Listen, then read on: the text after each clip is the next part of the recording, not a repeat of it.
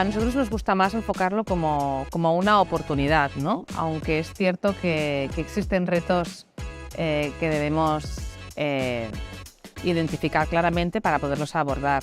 Para nosotros es una oportunidad para las empresas. España tiene una industria bastante potente, un ecosistema industrial muy potente, que es responsable de un porcentaje considerable de las exportaciones y de los desarrollos de innovación, etcétera, que consideramos que puede transformar y aprovechar estas oportunidades, ¿no? que suponen los retos de la transformación hacia la sostenibilidad.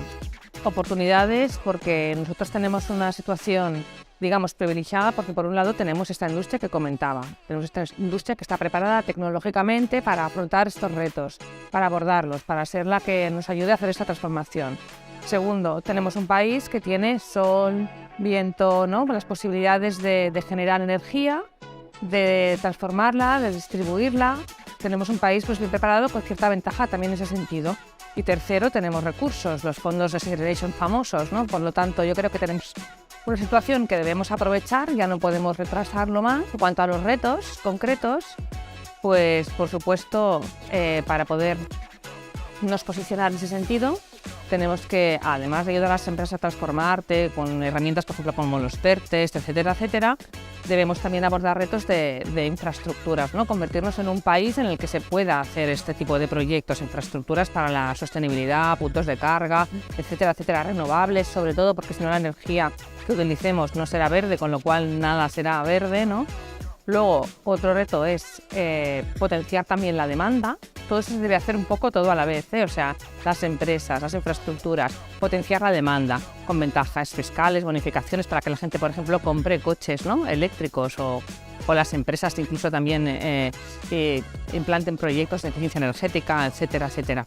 Y además de potenciar las infraestructuras, la demanda, en cuanto al primer reto, que es ayudar a la transformación de las empresas que pueden hacer realidad toda esta transformación, ¿no? Como oferta, hay que ayudarlas y hay que gestionar, hay que pensar y diseñar mejor las ayudas a las empresas, ¿no? Y también impulsar, muy importante, nosotros trabajamos mucho, herramientas para poder realizar proyectos colaborativos entre distintas empresas y con las administraciones.